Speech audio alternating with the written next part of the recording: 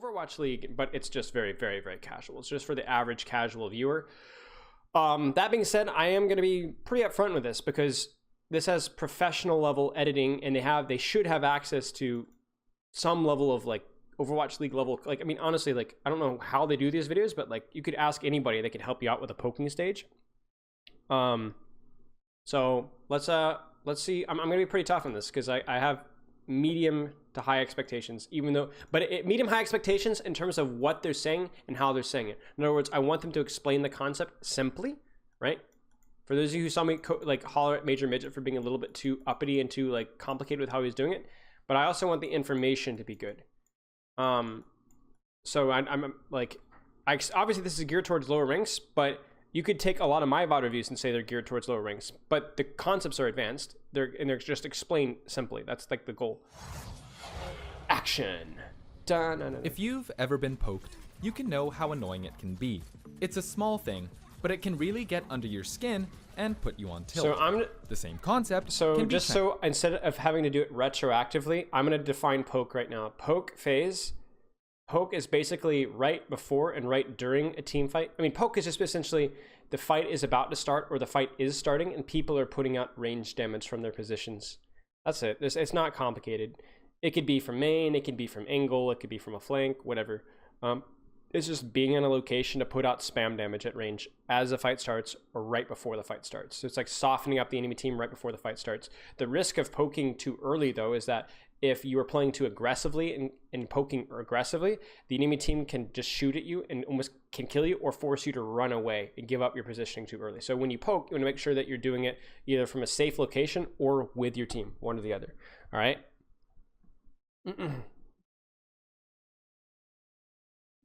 Translated to Overwatch. When we talk about poke damage, I mean, poking isn't necessarily Genji throwing shirk. I mean, sure, yeah, poking can be anytime. Just putting damage out. Putting damage out is poking. That's it. Watch, we can split it up into. I just don't think poke is a really great term to define. Like, it doesn't really. Poking is just doing damage. Like, that's it. So I feel like a lot of the concepts that they're going to go over in this video are just different concepts. That poking is just like saying, guys, today in our math example, we're going to talk about writing on the whiteboard and the proper shapes. And like it's not Overwatch. Overwatch is poking happens at all stages of Overwatch, and it's not something that you should ever be thinking about. Like what's another good example? Poke, it would be like teaching somebody how to drive and teaching them about how like a gas economy works. It's like it's not really what you think about too much while you're driving. It just kind of happens, you know. Hearing a lot of rumors about teams scrimming a lot of rush this patch. I mean, it makes sense. Like, we've seen some pretty significant DPS nerfs. Tracer got a fall off nerf. Ball got a little bit of a nerf. So those heroes into Brawl do worse. And Reinhardt has been power creeped. So potentially, yeah. Good poke and bad poke. Good poke can be helpful to your team and your ultimate economy, while bad poking provides no real benefit for your team and actually helps your opponents. Today on Actionpedia, we're going to be looking at some good and bad examples of poking to find out if you're making a positive difference or just feeding the enemy team.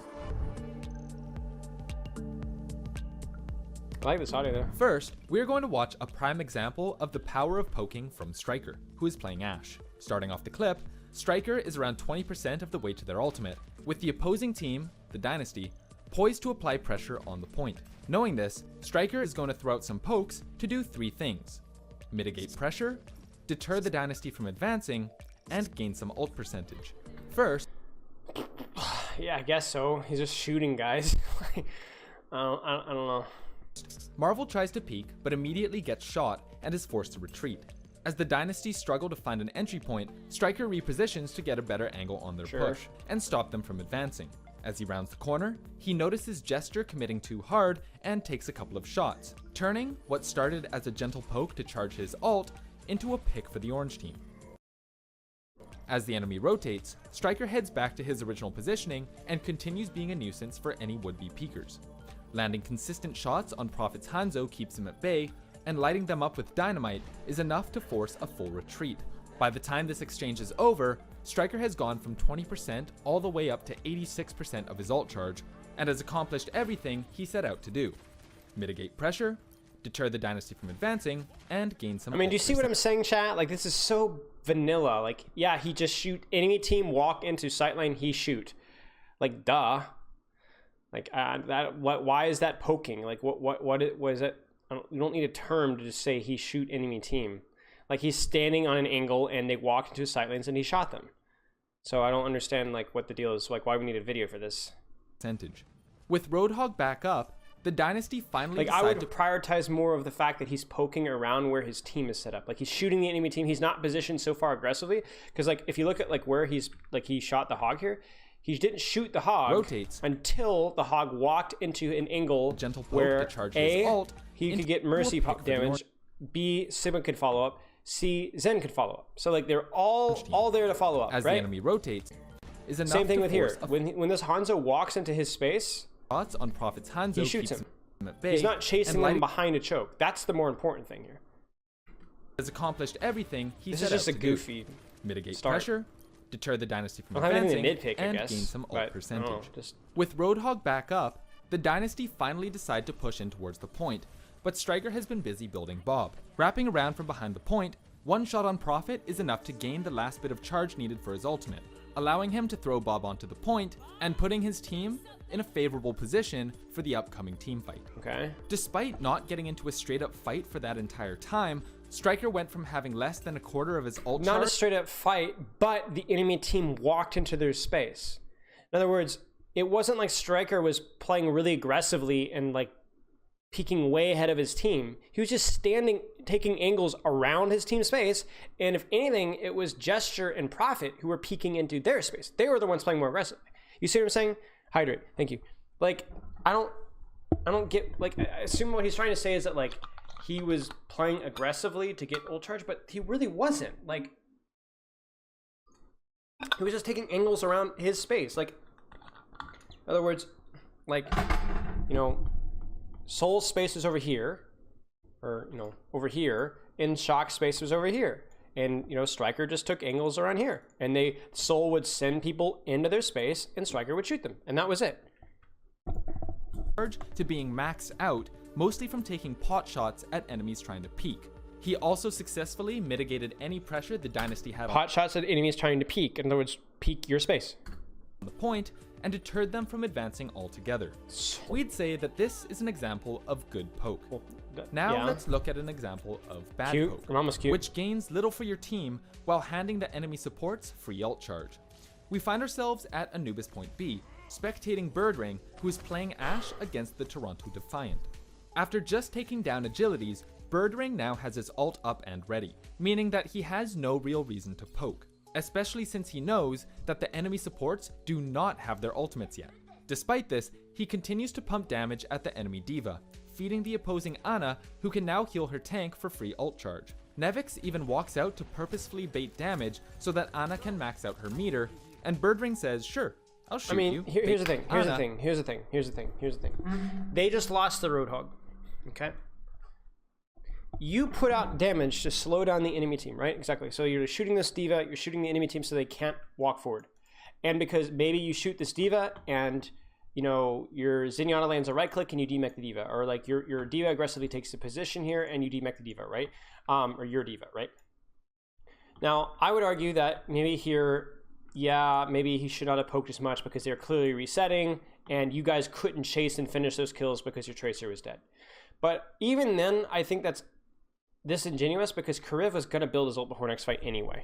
Like, there's no way that you guys are not going to they're not going to build enough ult charge by the time Hog gets back. It's just not going to happen. So, like, the point is that they walk into your space and you shoot them because you can either get kills or you can slow them down. Now, you can't get kills here because Kevster is dead, so you can't go chase them down because it's a 5v5. You want an advantage to push. But you can still slow them. Like, I don't know. Like, I could see what he's saying here, but, like, he's going to build his ult anyway. Who can now heal her tank for free ult charge. Nevix the major point to make here is that the poke isn't as valuable because there's no follow-up, because you're not half, but you have members on your team dead, so you can't follow up the kills. So going to continue to feed ult charge is not important.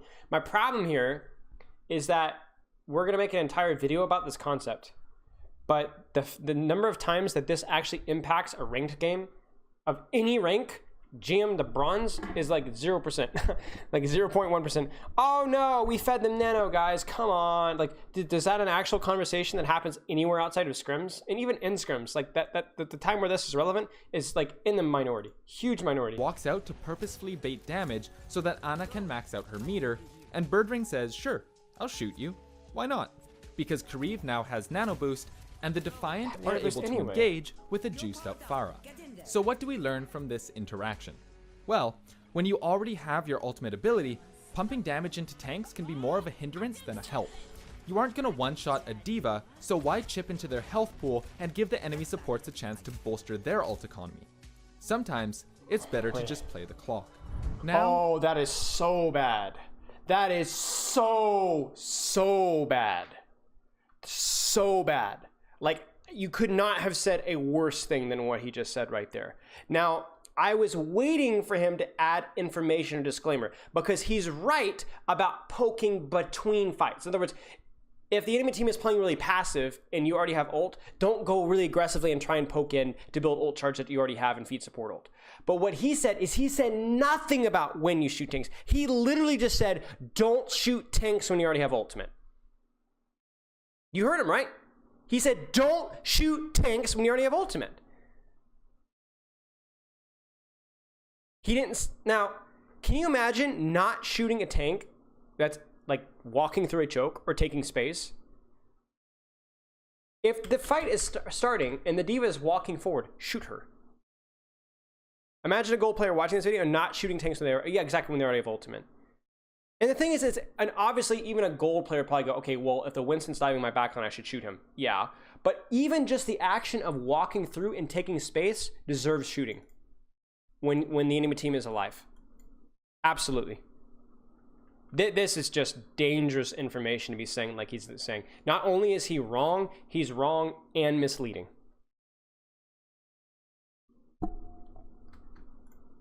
Really bad. Pumping damage into tanks can be more of a hindrance than a help. You aren't going to one-shot a D.Va, so why chip into their health pool and because it's not just you. Once the D.Va takes space, your Zenyatta might be shooting D.Va, and your D.Va might be shooting D.Va, and your Tracer might be shooting D.Va. Like, I don't understand that logic. Enemy supports a chance to bolster their ult economy. Sometimes, it's better to just play the clock. That now, makes no sense. Onto our final form of poking, which can basically be defined as a form of throwing the game. Wait, what? Only poking. Sometimes, it's better to just play the clock. Now, onto our final form of poking, which can basically be defined as a form of throwing the game.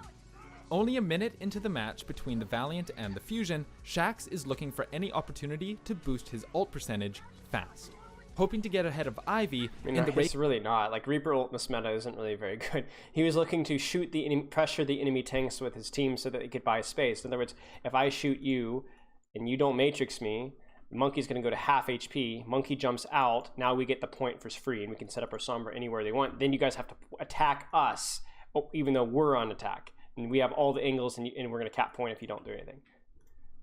Race to pressing Q first. For Reaper, this usually means getting up in the enemy's business. So Shaxx screws up because look at what Shaxx does. In the race to pressing Q first. You see what Shaxx does? First. Monkey's already out. Dreamer's hacked, and Shaxx is playing aggressively. Dreamer's hacked. McGravy's backing out. Shaxx cannot stay. This is how we get this shift force. This is the error. For the Reaper, error has already happened. Like, I don't know what he's going to talk about here, but in my opinion, if anything happens in the next 5 seconds, this is already an error. Like, you see this here? Shaxx is in without tanks doing anything. He's literally 1v6ing right now. Easy shift force, and now you have to play safe the rest of the fight. This usually means getting up in the enemy's business and getting out safely. Yeah, this is not good from the Valiant. This is a poor fight. Like, look at KSB's positioning, look at Dreamer's positioning, look at McGravy's positioning, and the fact that Shaxx is no shift, and that's when Lastro calls. Yeah, this is not going to go well for Valiant. Taking down 1 or 2 with you. As the teams clash, the enemy D.Va is getting some big DMs on anyone Shaxx is interested in, which is seriously impeding Shaxx's ability to get any meaningful ult charge, and he plateaus at around 60. Ivy, on the other hand, is already at 90. In an act of desperation, Shaxx burns his entire Wraith form and materializes inside the enemy team, and is immediately blown to pieces. What started as poking quickly turned into feeding as he overextended and died for it. Now his ult production has completely halted and his team is down. So just doing damage is now poking, I guess. Here's another example. Dude, this is bizarre, man. Like, what?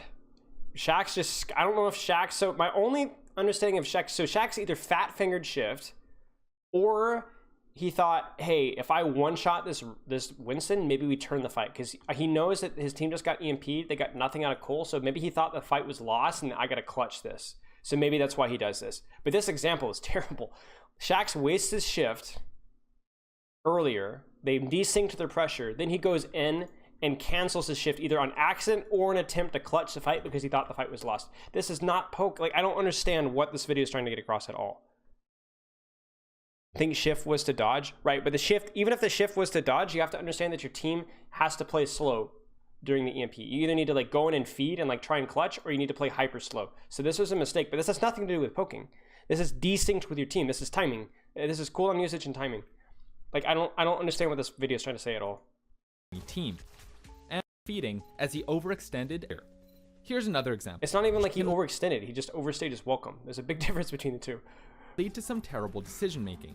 The Fuel have successfully made their way onto the point, but are receiving heavy resistance from the Washington Justice, who are rapidly bringing their Fuel here should probably win this fight. I don't know. Wait. To the point, but are receiving okay, Gamsu's kind of feeding. Decision making. So like looking at this fight here, chat, who should win this fight? Unless Fuel feeds, Fuel should win this fight. Why? Why do you think Fuel should win this fight? What do you see about this fight? They have point control. They have high ground control if they want it, right? So they can just like jump high ground and then drop on squishies. They have all the angles here. So the enemy Justice has to walk to contest point, and then when they walk to contest point, they get shot from behind by either Tracer or Genji or whatever. So Fuel had a huge advantage here. The only way that Fuel wins is if they overextend or they give up like high ground control or something goofy. Justice has better ults. Yeah, well, I mean, okay, to be fair, yeah, Justice could definitely win this if they play slow and build ults. But even then, I'm not so sure. Like, Fuel has a massive positional advantage right now. But yeah, you are right. Justice definitely have ults to swing it. I didn't even look at ults. That's a good call. Have successfully made their way onto the point, but are receiving heavy resistance from the Washington Justice, who are rapidly bringing their ultimates. Chat, can we notice something really important? Look at what Fuel does. So first off, Gamsu's just feeding. Gamsu's just feeding. Like, Gamsu is just feeding. He's not, like, his team doesn't want to walk through a choke. So him jumping through a choke makes no sense whatsoever. He should be jumping high ground or here. This is Gamsu just feeding his brains off. But look at what Crimzo and Doha do. It's really, really important. Receiving heavy resistance. You see this? The Fuel have Tuba right here. Yeah. This is how Justice gets additional pressure and indoor hacks through this. So look at who they focus. Successfully made. They don't care about these guys. This needs to go. If we're gonna push down here, this guy needs to go. Onto the point, but are receiving heavy resistance from the Washington. You see that? And look at Tuba. Justice, who are rapidly bringing their translocates right there. This is really good. Now the problem here is Gamsu and Note. Well, Note's just backing up Gamsu, but Gamsu's feeding. Gamsu's absolutely feeding. This is Gamsu's throwing this one. It's online. The Look Fuel, at the follow-up. Whose ult economy is subpar, don't have a great response and now to this. Note has no matrix for Gamsu because he had to burn it to enable Gamsu to do nothing. Like, can you imagine if Gamsu was up here and now dropped high ground with full matrix? They couldn't do this. They couldn't do this. This is just feeding. And he'd have primal now too. So Doha frantically starts poking at the Justice. Poking at the... Doing damage, you mean? Like, I don't understand what his definition is. Poking at the Justice? Shooting damage at the Justice. This is what this is what Overwatch heroes do. They shoot people. What are you saying? To push himself... So this is really good, actually. So, I actually think that he could probably position himself a little better here. I think what I would do here is, you're down your monkey. I would probably go up top and try and drop and assassinate these guys from the high ground. But I like that he's establishing an off angle here, because, like, do you see like how the whole hog, the Zarya, this is all like really inconvenient for them. And it's also easier for them to land his shots because they're not 80-80 strafing him. They're standing right in front of him and they're not even looking at him. So this is good positioning from him. I would just prefer him to go up high ground and try to assassinate, because I think you need to think like clutch mode here. Past the 90% threshold. Unfortunately, he does so from an off angle where he is completely separated from the hold. Doha frantically starts poking at the Justice to push himself past the 90% threshold. Unfortunately, he does so from an off angle where he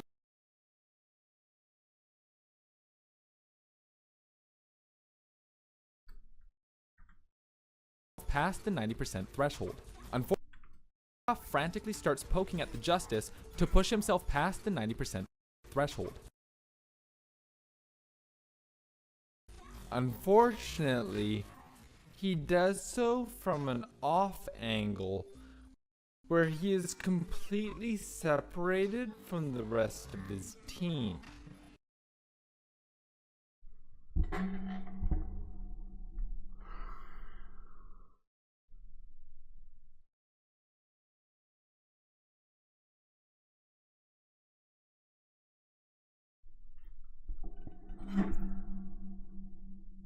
Right, because you want to play with your team where you can be whole hogged off the point and do no damage at all, and have no access to their backline at all. That's the play. Thank you, Akshon Esports. He's also on the low ground with no real defensive or escape options, and besides, is sending wall climb and deflect shurikens into the Washington's front line, which serves no purpose other than making the enemy team aware of his position. Serves no purpose. No purpose. Hitting multiple shurikens on fat bodies serves no purpose at all. It doesn't kill them or do damage or build ult charge or anything like that. Like, he's missing shurikens, but yikes, dude. Needless to say, Janu capitalizes and disposes of the rogue Genji appropriately. Right, the funny thing here is that Janu turning towards Genji is like the best thing for the Dallas Fuel, because it now exposes Janu completely to the opposite crossfire. The Dallas Fuel loses this because they just Gamsu just feeds. Like, Gamsu just feeds. That's it. And he doesn't does he get hooked here? In the end, Doha did manage to get his ult, but unfortunately, he lost his life in the process, and his team lost the point. Dude, this overall, can't be professional Overwatch League stuff. Poke damage is as safe as you allow it to be when trying to generate your ult. It's safer here than it is there. He's got a wall to climb on. He has deflect and dash. And yes, he's playing a little bit outside of support spray range, but he can always go back to his supports or grab Mega if need to, or go high ground. He can't do those things over here.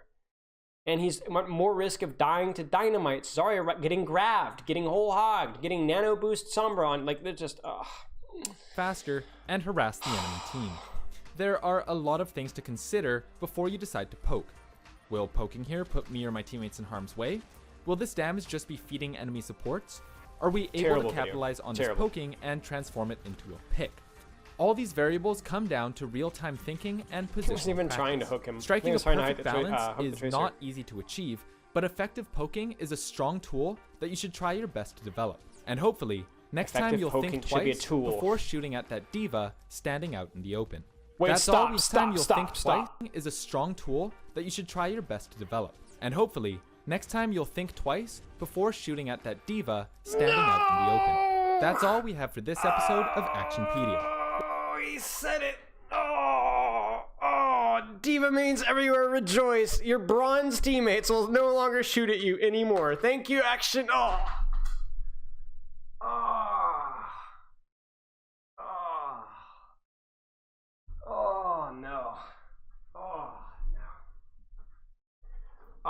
This might be the worst video that has ever been submitted to me.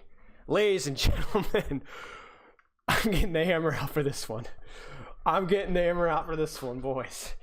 This video is officially scuffed. Fatality. Bad. Oh, no. No.